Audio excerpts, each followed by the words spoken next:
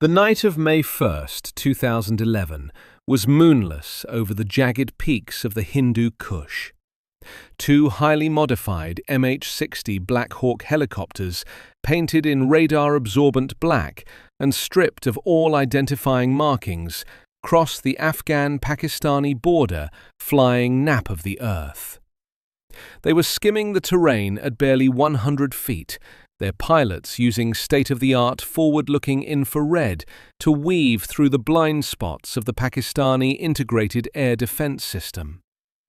Inside the cramped, vibrating cabins sat 24 operators from the Naval Special Warfare Development Group, better known as SEAL Team 6. They were heavily armed, carrying suppressed HK-416 assault rifles, breaching charges, and the weight of a decade-long manhunt. Their target was a 3-story concrete compound in the affluent military town of Abbottabad, Pakistan. The objective was the most wanted man in human history.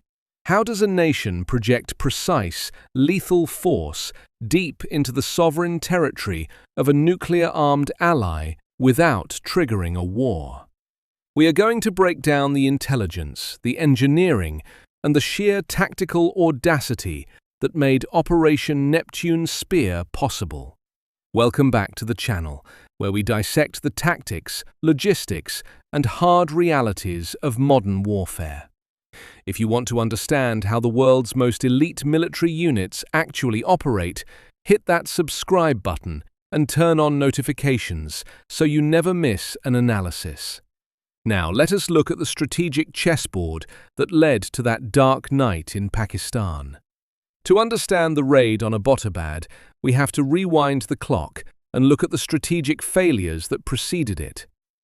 The United States military is an unparalleled machine of industrial-scale violence, designed to dismantle conventional armies and level nation-states. But in late 2001, during the Battle of Tora Bora, that massive machine found itself trying to swat a fly in a labyrinth of caves. Osama bin Laden slipped through the fingers of American forces because the US relied too heavily on proxy Afghan militias and high-altitude bombing, lacking the specialized ground forces required to seal the mountainous border with Pakistan. That failure haunted the intelligence community and fundamentally shifted American operational doctrine. The hunt transitioned from a military search-and-destroy mission into the largest, most complex intelligence operation in history. You cannot track a ghost using satellite imagery alone. You have to look for the shadow the ghost casts. For the Central Intelligence Agency, that shadow was the courier network. Bin Laden knew that signals intelligence, or SIGINT, was the American trump card. The National Security Agency could intercept a satellite phone call from anywhere on the planet and drop a Hellfire missile on that signal within minutes. Therefore, Bin Laden went completely dark. He used no phones, no internet, and no electronic communication whatsoever. He communicated exclusively through handwritten notes delivered by a trusted network of couriers. The breakthrough came when intelligence analysts identified a man known as Abu Ahmed al-Kuwaiti. Tracking al-Kuwaiti was a masterclass in human intelligence and pattern-of-life analysis. In August 2010, operatives tracked his white Suzuki SUV to a compound in Abbottabad, a city located about 35 miles north of Islamabad. When analysts looked at the satellite imagery of this compound, alarm bells started ringing across Langley. The architecture of the compound defied all local logic. It was built in 2004, sitting on a large plot of land at the end of a dirt road. It was roughly 3,000 square feet, surrounded by concrete walls that were 12 to 18 feet high and topped with barbed wire. There were 2 security gates, and the main house had very few windows. A $1 million mansion in a wealthy neighborhood, yet it had no telephone lines, and no internet cables running to it. The residents even burned their own trash instead of putting it out for collection, a textbook counter-surveillance measure. In a town full of retired Pakistani military officers, nobody seemed to think it was weird that a fortress had been built in their backyard. The CIA set up a safe house nearby, using telephoto lenses and advanced surveillance gear to monitor the compound for months. They observed a tall man who occasionally walked in the vegetable garden, but never left the premises. They called him the Pacer. The intelligence was compelling, but it was circumstantial. There was no definitive photographic proof that the Pacer was bin Laden. This brings us to a critical historical comparison that weighed heavily on the minds of military planners. In 1970, during the Vietnam War, United States Special Forces executed the Son Tay raid. Green Berets flew deep into North Vietnam to rescue American prisoners of war held in a heavily guarded camp.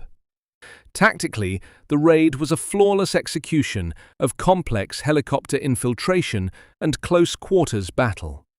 Strategically, it was a failure, because the intelligence was stale and the prisoners had been moved weeks prior.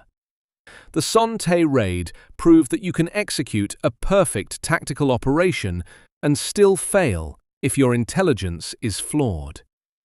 The planners of Neptune Spear knew they could not afford a Son Tay scenario. They red-teamed the intelligence repeatedly, bringing in independent analysts to poke holes in the theory that bin Laden was in the compound.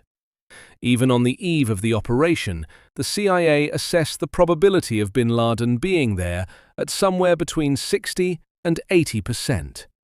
It was a calculated gamble, and the President of the United States had to decide whether to authorize a localized bombing run or send in ground forces. A bombing run using B-2 Spirit stealth bombers, dropping 2,000-pound joint direct attack munitions, would certainly obliterate the compound.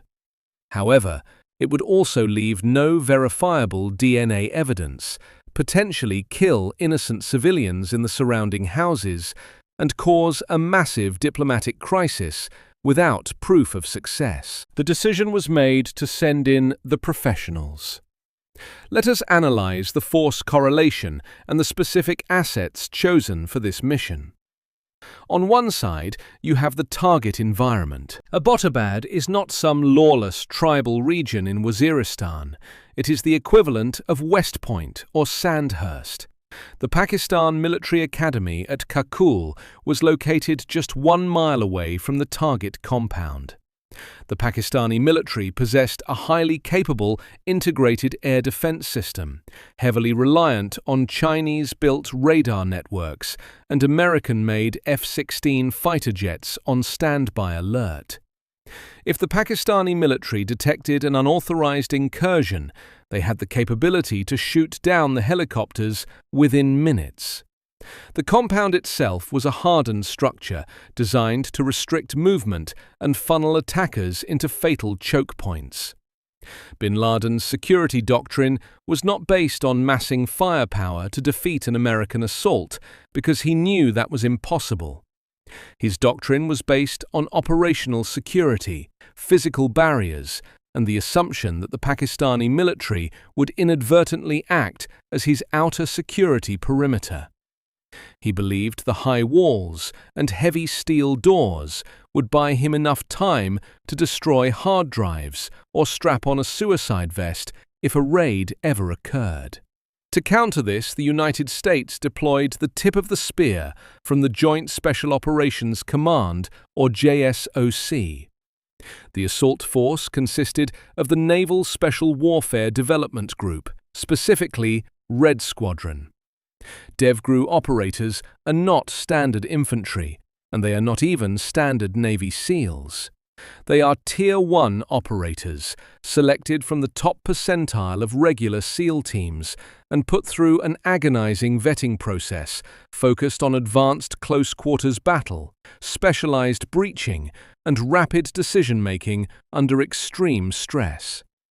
They are surgical instruments designed for hostage rescue and high-value target capture or kill missions.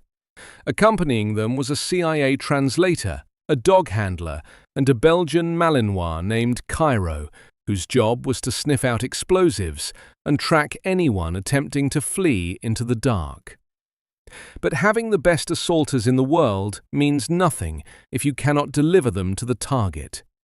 This brings us to another vital historical lesson. In 1980, Operation Eagle Claw attempted to rescue American hostages in Iran. That mission ended in a fiery disaster in the desert, largely due to incompatible equipment, poor weather forecasting, and a lack of cohesive training between different military branches. Eagle Claw was a catastrophic failure, but it birthed JSOC and the 160th Special Operations Aviation Regiment, the Night Stalkers. Neptune Spear was going to be the ultimate test of the aviation capabilities developed in the wake of Eagle Claw. The Night Stalkers were tasked with flying the most heavily classified rotorcraft in the American inventory. These were heavily modified MH-60 Black Hawks, featuring stealth technology that remains highly classified to this day. We know they utilized radar-absorbing materials, sharp angular fuselage designs to deflect radar waves, and specialized rotor hubs with noise-reducing acoustic baffles.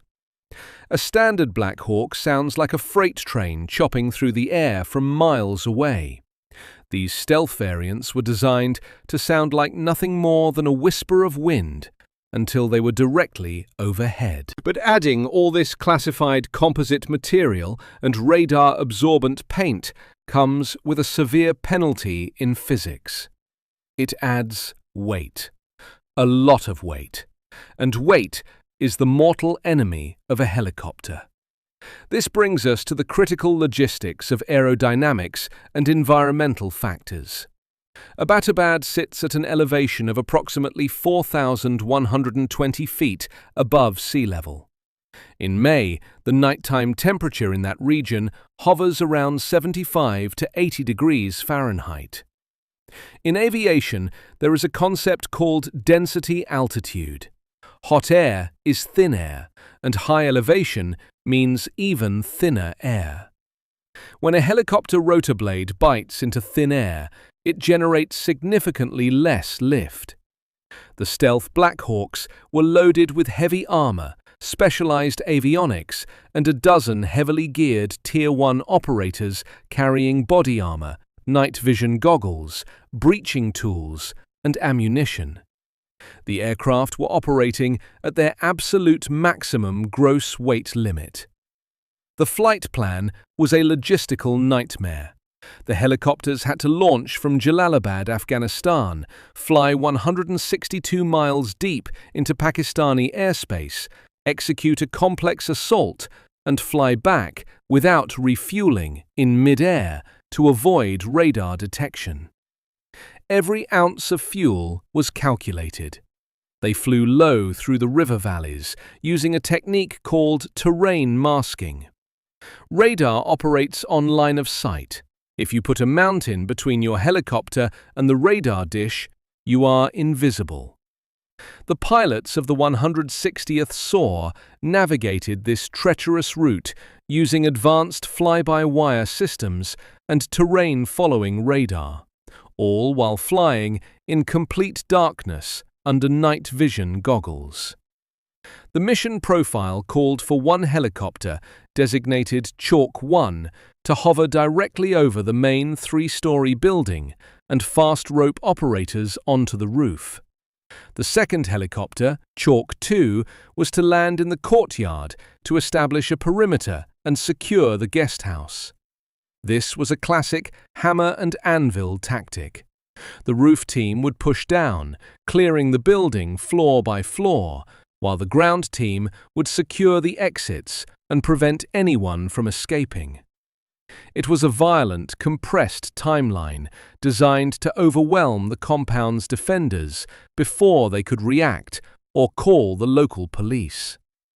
What happens when a highly modified, multi-million-dollar stealth helicopter pushes its physical limits in an enclosed, walled courtyard? The operators in the back of Chalk 1 were locked and loaded, feeling the intense vibration of the rotors as the pilot flared the aircraft over the compound walls. The intelligence was solid, the training was complete, and the element of surprise was fully intact. The long flight through the dark valleys of Pakistan had gone entirely undetected by the military establishment sleeping just a mile away. The target was directly below them, hidden behind concrete and steel. But as Chalk 1 descended toward the roof of the main building, the unforgiving laws of physics and the unique microclimate of the walled compound were about to alter the entire tactical plan in a matter of seconds.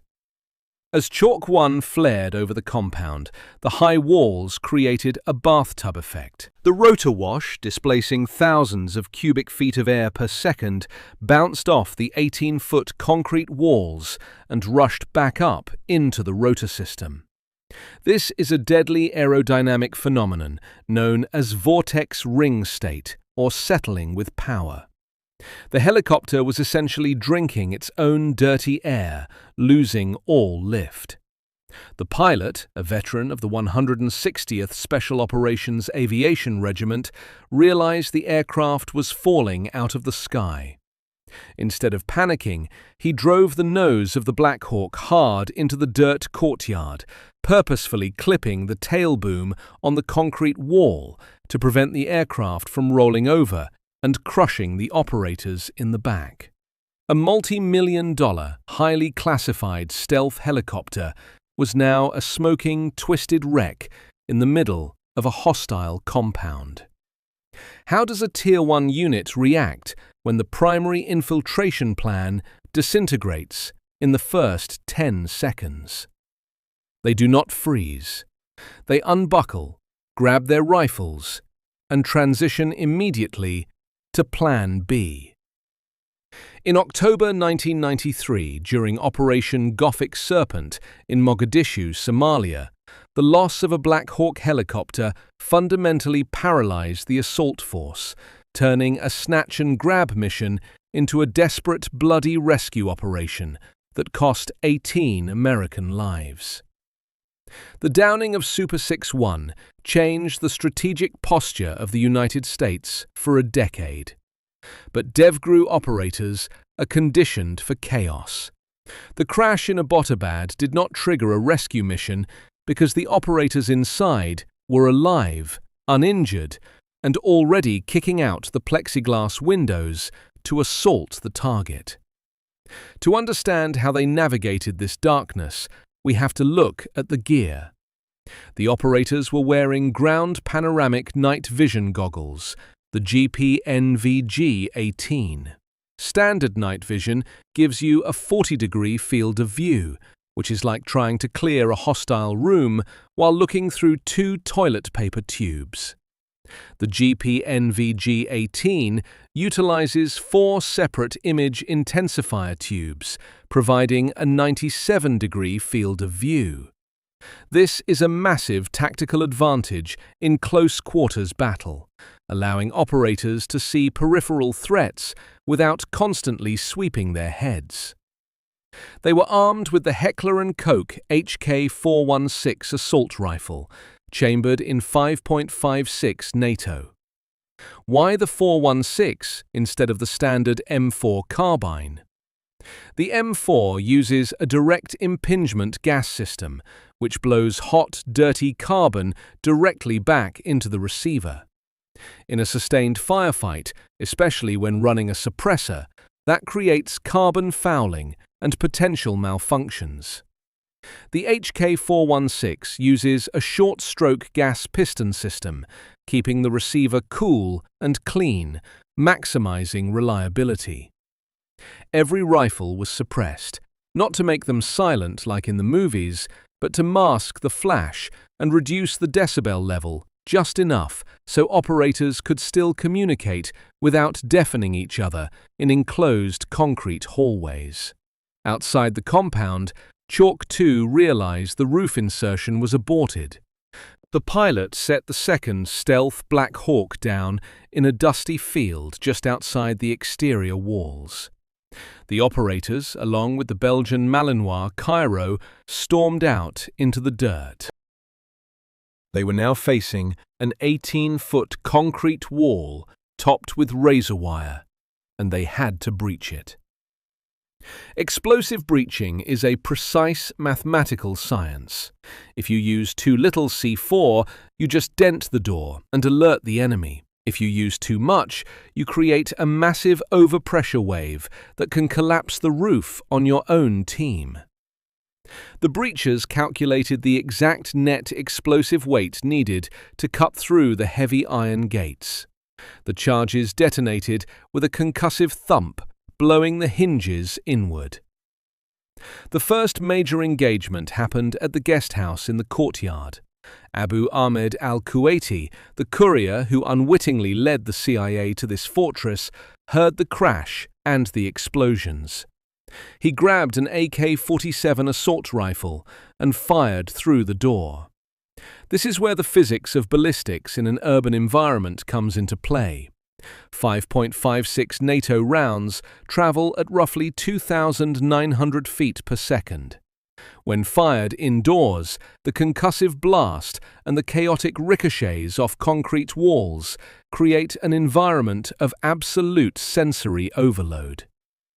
The SEALs returned fire, putting a precise string of rounds through the door and neutralizing al-Kuwaiti. His wife was caught in the crossfire and wounded, a grim reality of engaging targets in confined, barricaded spaces. Clearing a house is a nightmare. In November 2004, during the Second Battle of Fallujah, United States Marines took heavy casualties clearing concrete houses because insurgents would barricade themselves at the top of narrow staircases. In military tactics, a staircase is the ultimate fatal funnel. It restricts your movement, removes your cover, and forces you to move upward into the enemy's line of fire. The DEVGRU operators were now facing a 3-story building, heavily fortified, with zero knowledge of the internal layout. They had to clear it room by room, floor by floor. The ground team moved to the primary residence. They encountered a heavy metal door. Another breaching charge was set. The explosion ripped the metal open, and the operators flowed into the first floor. It was pitch black. The power in the neighborhood had been conveniently cut, leaving the compound in absolute darkness. Exactly the environment where American night vision dominance thrives. On the first floor, they encountered bin Laden's brother, Abrar, and his wife. Abrar was armed and posturing to fire. In close-quarters battle, action is always faster than reaction. The operators engaged instantly, dropping him and his wife before they could unleash a volley of automatic fire down the hallway. The first floor was secure, but the high-value target was believed to be on the 3rd floor. The operators approached the staircase leading up. A heavy metal gate blocked the stairs. This was bin Laden's layered defense strategy. Every floor was compartmentalized with steel barriers to buy him time. The breachers moved up, placing specialized linear-shaped charges on the locking mechanisms. The blast echoed through the concrete structure, blowing the gate open. The point man began the slow, agonizing ascent up the stairs. You are walking up into the dark, your rifle raised, knowing that at any second a barrage of 76 2mm rounds could tear through the ceiling above you. As the point man reached the landing of the second floor, a figure leaned out from the hallway. It was Khalid bin Laden, Osama's 23-year-old son. He was armed with an AK-47 and was positioned perfectly to spray the staircase. Why didn't he fire immediately?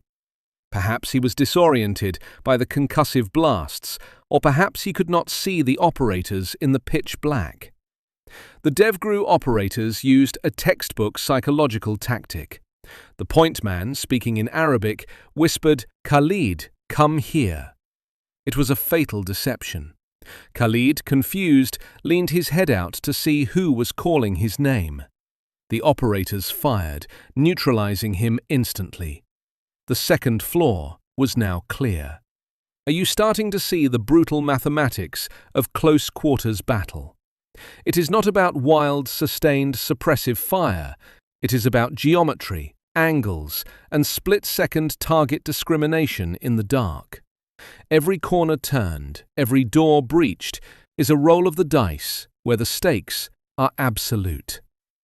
The assault force had now successfully navigated a helicopter crash, breached multiple fortified structures, and neutralized 3 armed combatants without taking a single casualty.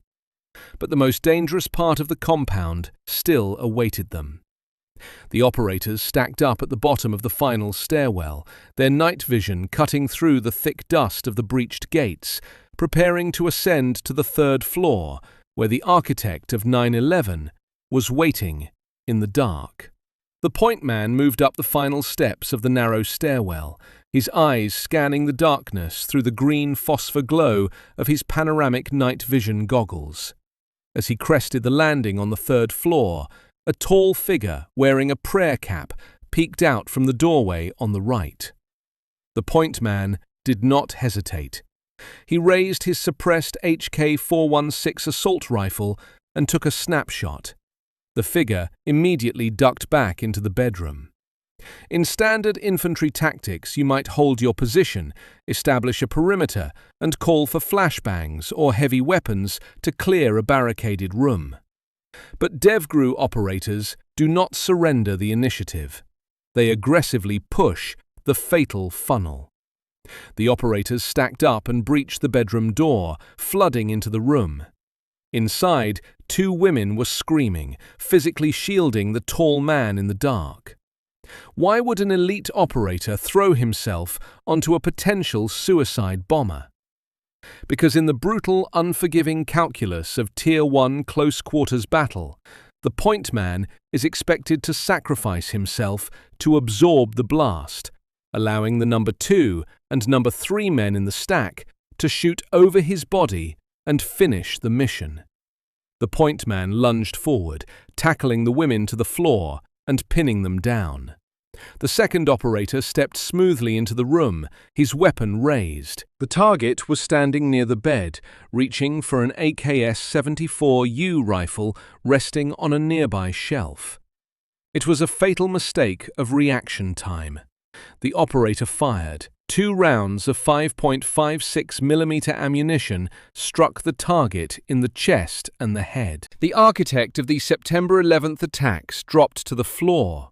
The radio network, monitored by commanders in Afghanistan and the President of the United States in the White House Situation Room, crackled with the code word they had spent a decade waiting to hear. For God and country, Geronimo, Geronimo, Geronimo. Geronimo EKIA, enemy killed in action. But the mission was far from over. Killing Osama bin Laden was only 50% of the objective. The other 50% was intelligence exploitation, and the clock was ticking. You have roughly 20 minutes before the local Pakistani police and military forces arrive to investigate the explosions. What is the strategic value of a dead man's laptop? It is the digital roadmap to an entire global terrorist network. The SEALs systematically tore the compound apart, executing a rapid site exploitation. They bagged 10 hard drives, 5 computers, over 100 thumb drives, and thousands of handwritten notes. This digital haul would later be described by the Central Intelligence Agency as the single largest collection of senior terrorist materials ever recovered. It was a treasure trove of actionable intelligence that would fuel drone strikes, capture missions, and financial freezes across the globe for the next 5 years. Bin Laden's obsession with operational security, keeping all his data offline and in one physical location, had just handed the United States military the keys to al-Qaeda's entire kingdom. Meanwhile, outside in the dirt courtyard, the assault force was facing a massive logistical and security nightmare. The downed stealth Black Hawk helicopter was resting against the compound wall. You absolutely cannot leave highly classified aviation technology in the hands of the Pakistani Inter-Services Intelligence, who would undoubtedly sell the scrap metal and avionics to Chinese military engineers. The pilot and the dedicated demolition team rigged the aircraft with thermite grenades. Thermite is not standard explosive ordnance. It burns at roughly 4,000 degrees Fahrenheit. It does not just melt metal. It completely vaporizes avionics, radar-absorbent composite materials, and classified encrypted radios in a matter of seconds. The operators initiated the burn. The resulting explosion and towering fire illuminated the night sky over Abbottabad, creating a brilliant white flash that finally woke up the entire city and sent a clear signal to the Pakistani military that something catastrophic was happening in their backyard. The tail boom of the helicopter, which had snapped off and rested outside the concrete wall, survived the fire, providing the world with its first and only glimpse of American stealth rotorcraft technology. With the primary target neutralized and the intelligence secured, the operators, carrying the body of bin Laden in a specialized bag, loaded onto a backup CH-47 Chinook helicopter that had flown in from a staging area, along with the remaining stealth Black Hawk. They lifted off just as the Pakistani Air Defense Network fully realized what was happening. Pakistani F-16 fighter jets were scrambled from a nearby airbase to intercept the unidentified aircraft. This was arguably the most vulnerable moment of the entire operation. A CH-47 Chinook is a massive, slow-moving school bus of a helicopter, maxing out at around 170 miles per hour. If a Pakistani F-16 locked onto them with an AIM-9 Sidewinder air-to-air missile, there would be no evasive maneuvers and no survival. The American pilots flew nap of the earth, scraping the treetops, using the jagged mountainous terrain of the Hindu Kush to break radar lock and mask their heat signatures. They raced toward the Afghan border, pushing the engines to their absolute limits, and crossed into safe airspace with barely minutes to spare.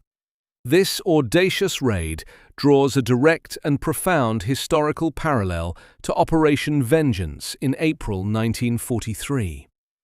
During World War II, American naval codebreakers intercepted the highly classified flight itinerary of Admiral Isoroku Yamamoto, the mastermind behind the surprise attack on Pearl Harbor. The United States military launched a squadron of P-38 Lightning fighter planes on a massive, long-range, radio-silent mission over the Pacific Ocean to intercept and shoot down his transport plane. Just like Neptune Spear, Operation Vengeance was a high-risk, intelligence-driven decapitation strike requiring immense logistical reach. Both missions were authorized directly by the President of the United States, and both were designed to eliminate a specific individual who had successfully struck the American homeland. These operations proved that the United States military possesses a very long memory and an even longer operational reach. We can also contrast the Abbottabad raid with Operation Red Dawn in 2003, which resulted in the capture of Saddam Hussein. Saddam was found hiding in a dirt spider hole in Iraq, a country entirely occupied and controlled by conventional American ground forces. He surrendered without firing a single shot. Bin Laden, however, had built a custom fortress in a sovereign nation that was technically a strategic ally, forcing the United States to rely on the absolute bleeding edge of stealth technology and Tier 1 tactical proficiency. The environments dictated entirely different logistical and diplomatic approaches, but both highlighted the relentless, grinding nature of American manhunts. Let us analyze the multidimensional fallout of Operation Neptune Spear. Politically and diplomatically, it was a seismic event that fractured international relations. The United States had just conducted a unilateral military strike deep inside the territory of a nuclear-armed nation without asking for permission or giving prior notice. The Pakistani government was humiliated on the global stage, exposed as either deeply complicit in hiding the world's most wanted terrorist or catastrophically incompetent for not knowing he was living a mile from their premier military academy. Economically, the cost of the global war on terror up to that point was measured in trillions of dollars, thousands of American lives, and massive conventional deployments in Iraq and Afghanistan. Yet the final tactical stroke that achieved the war's primary initial objective was delivered by 24 men, a few helicopters, and a budget that was a fraction of a rounding error in the Pentagon's annual spending. It validated the shift in modern military doctrine away from massive, cumbersome ground invasions towards surgical, intelligence-led special operations. Finally, we must look at the cold logistics of the aftermath. What do you do with the body of a global terrorist leader? If you bury him in the ground, the grave inevitably becomes a shrine, a geographic rallying point for future generations of extremists. The military planners anticipated this and looked to history to avoid the mistakes of the past. Within hours of landing back in Afghanistan, the body was positively identified using rapid DNA analysis, flown to the Arabian Sea, and brought aboard the aircraft carrier USS Carl Vinson. After a brief, standard Islamic burial rite, the body was placed in a weighted bag and slipped into the crushing depths of the ocean. There is no grave. There is no shrine.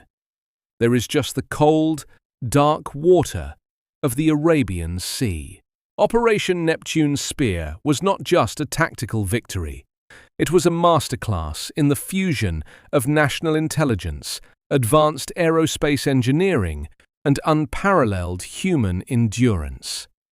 It demonstrated that while conventional armies can take and hold terrain, it takes a highly specialized scalpel to cut out a cancer. The raid closed a painful, decade-long chapter in American history, proving that no fortress is impenetrable when the full weight of the United States Special Operations Command is brought to bear. The arc of the moral universe is long, but it inevitably bends toward those who possess the firepower, the technology, and the relentless patience to enforce justice. Which factor do you believe was the most critical to the ultimate success of Operation Neptune Spear? A. The CIA's decade-long human intelligence and pattern-of-life analysis. B. The highly classified stealth Black Hawk technology that successfully bypassed a national radar network. Or C. The sheer tactical proficiency, adaptability, and bravery of the DEVGRU operators on the ground. Let us know your choice and your strategic reasoning in the comments below.